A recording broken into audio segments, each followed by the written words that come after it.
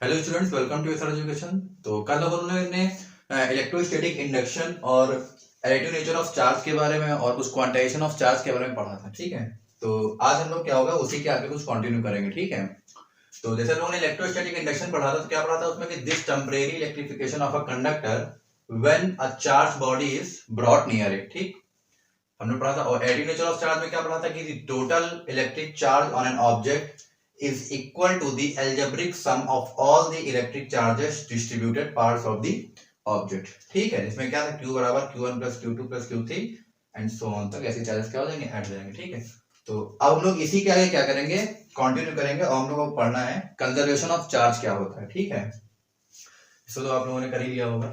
ठीक,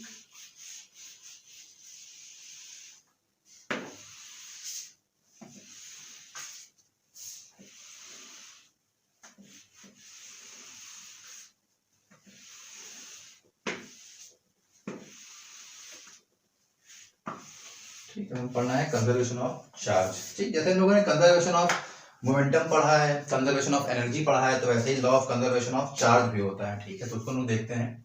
ठीक, क्या है कंजर्वेशन ऑफ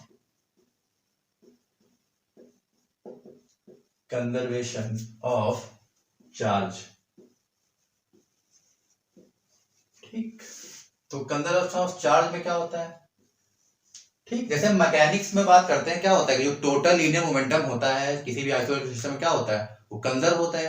वैसे ही सिमिलरली जो इलेक्ट्रिक चार्ज होता है वो भी क्या होता है कि सिमिलरली इसी लॉ को ही क्या करता है, ओबे करता है, वो भी क्या होता है, कंजर्व होता है। ठीक है, सिर्फ क्या कहा कि जैसे मैकेनिक्स में हम लोग क्या पढ़ते हैं, इन मैकेनिक्स में क्या पढ़ते हैं कि जो टोटल लीनियर मोमेंटम होता है, टोटल लीनियर मोमेंटम, ठीक, total linear momentum for an isolated system. ठीक, तो टोटल लीनियर मोमेंटम होता है किसी भी आइसोलेटेड सिस्टम में क्या होता है, आर कंजर्व्ड। ठीक, सिमिलरली वैसे ही क्या होता है, जो इलेक्ट्रिक चार्ज क्या होता है, सेम लॉ को क्या करता है, फॉलो करता है। इलेक्ट्रिक चार्ज फॉलोज, या ओबेस कर लेते हैं ना, ओबे सिमिलर लॉ। ठीक, क्या करता है, सिमिलर लॉ को फॉलो करता है।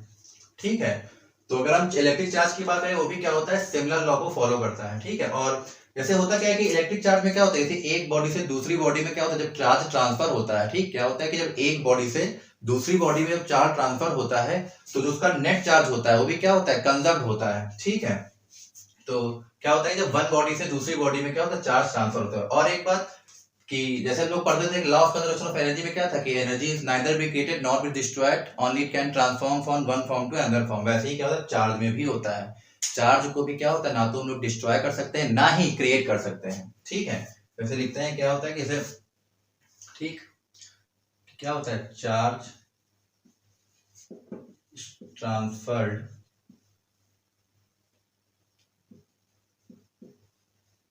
चार्ज इज ट्रांसफर्ड फ्रॉम, क्या होता है कि one system to the other system. ठीक, एक सिस्टम से दूसरे सिस्टम में जो चार्ज क्या होता है, ट्रांसफर्ड होता है। ठीक, तो जो नेट चार्ज होता है, ठीक, ये भी क्या है, आइसोलेटेड सिस्टम है कि नेट चार्ज होता है, तो क्या होता है वो नेट चार्ज इज कंजर्व्ड। ठीक, दूसरे शब्दों में अगर कहें, दूसरे शब्दों में क्या है कि इन अदर वर्ड्स,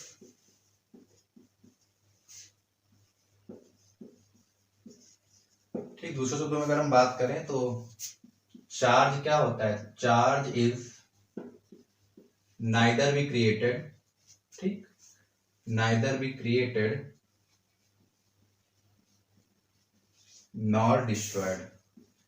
ठीक, ना तो उसको बनाया जा सकता है ना ही उसको डिस्ट्रॉय किया जा सकता है। ठीक, केवल चेंज किया जाता है एक फॉर्म से दूसरे फॉर्म में, ठीक है। तो चलिए इसके कुछ एग्जांपल देख लेते हैं, ठीक। एग्जांपल समझने की कोशिश करते हैं कि आखिर क्या है ये चीजें, ठीक है। नेट चार्ज कैसे उसका जो है जीरो होता है या फिर कंजर्व रहता है, और क्यों जो है चार्ज को केवल ट्रांसफॉर्म किया जा सकता है एक फॉर्म में दूसरे फॉर्म में, ना कि उसको डिस्ट्रॉय या क्रिएट किया जा सकता है, ठीक। नोट कर लीजिएगा, ठीक।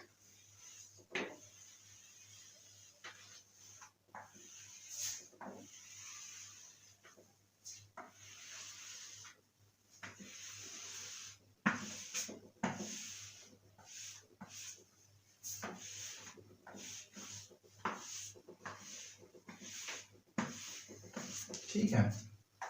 अब जैसे एक सिंपल सा एग्जांपल लेते हैं, जैसे हम लोगों ने क्या पढ़ा था कि इबोनाइट रॉड और सिल्क के बारे में देखा था।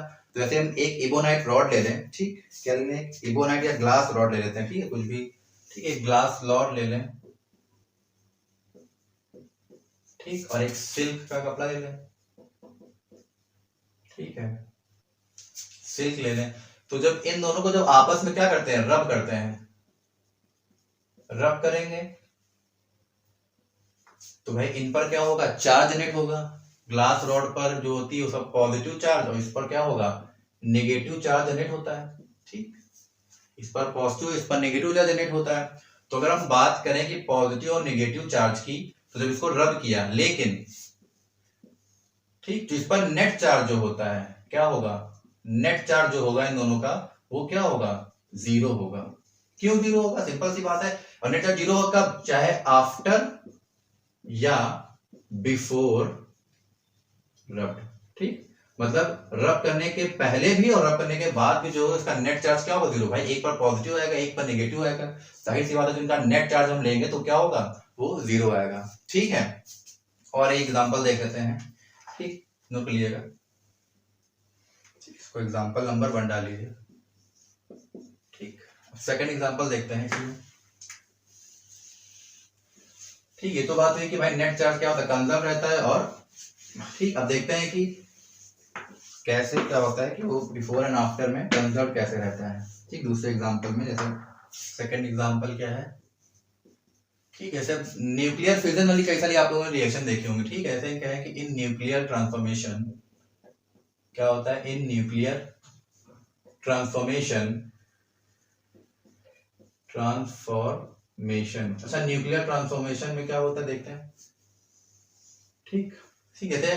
हाँ, हम लोगों ने क्या यूरेनियम 235 के बारे में सुना होगा, ठीक। तो ले लेते हैं कि क्या लेंगे, यूरेनियम 235 का एटॉमिक नंबर क्या होता है, 92 होता है, ठीक। इस पर क्या होता है, जब न्यूट्रॉन से रिएक्शन कराते हैं या इसको बम्बार्ड कराते हैं तो इससे क्या बनता है, ठीक।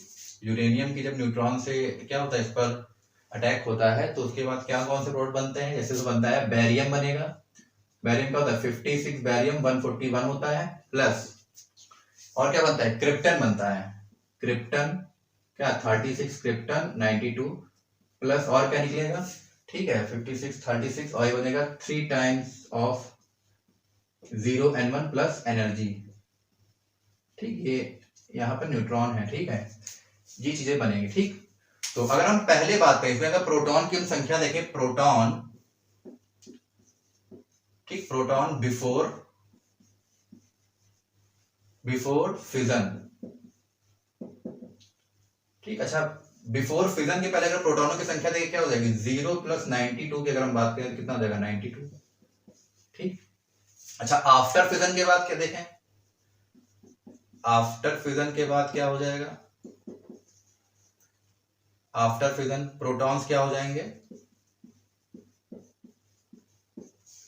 काउंट कर लेते हैं, 56 प्लस 36 प्लस 3 मल्टीप्लाई हो जाएगा 0 से, ठीक है, ठीक। तो इसको अगर हम काउंट करेंगे तो कितना हो जाएगा, ये आ जाएगा 29, ठीक, 92 ये भी आ जाएगा, ठीक।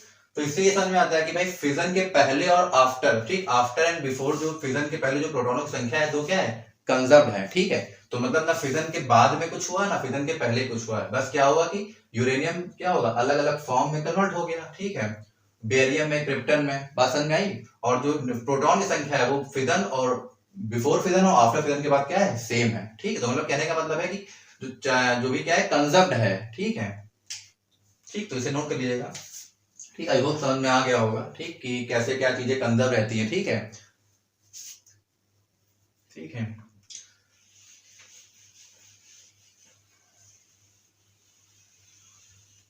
ठीक, तो न्यूक्लियर फिजन में क्या होता है कि आफ्टर एंड बिफोर फिजन जो प्रोटॉनों की संख्या क्या है वो कंजर्व रहती है, ठीक है, केवल ट्रांसफॉर्म होती है, ठीक है, एक फॉर्म से दूसरे फॉर्म में। बात समझ में आ गई, ठीक। और किसका, यूरेनियम 235 का, ठीक है। तो कंजर्वेशन ऑफ एनर्जी चार्ज क्या है, बस इतना ही था। अब हम लोग देखते हैं इसके आगे, ठीक, समझ में आ गया होगा, ठीक। इसके बाद हम लोग देखेंगे, ऐसे लोगों ने इलेक्ट्रिक चार्ज के बारे में पढ़ लिया था, ठीक। तो इलेक्ट्रिक चार्ज पढ़ लिया था, उसमें छोटी मोटी जो उसकी प्रॉपर्टी होती है, ऐसे हमें लगता है आप लोग लिख लेंगे। जैसे क्या होता है इलेक्ट्रिक चार्ज में बात करें तो जो लाइक चार्जेस होते हैं वो रिपल करेंगे, अनलाइक चार्जेस क्या होंगे, अट्रैक्ट होंगे। एनर्जी क्या होता है, इलेक्ट्रिक चार्ज कंजर्व रहेगा, ठीक है, कंजर्व रहेगा एसोलेट सिस्टम में, ठीक है। और क्वांटाइज्ड होते हैं एनर्जी चार्ज, ठीक है, तो सब आप लिख लेंगे, ठीक। अब आगे बढ़ते हैं, इसके लिए हम लोगों ने टॉपिक पढ़ा था, क्या था, कूलाम्स लॉ।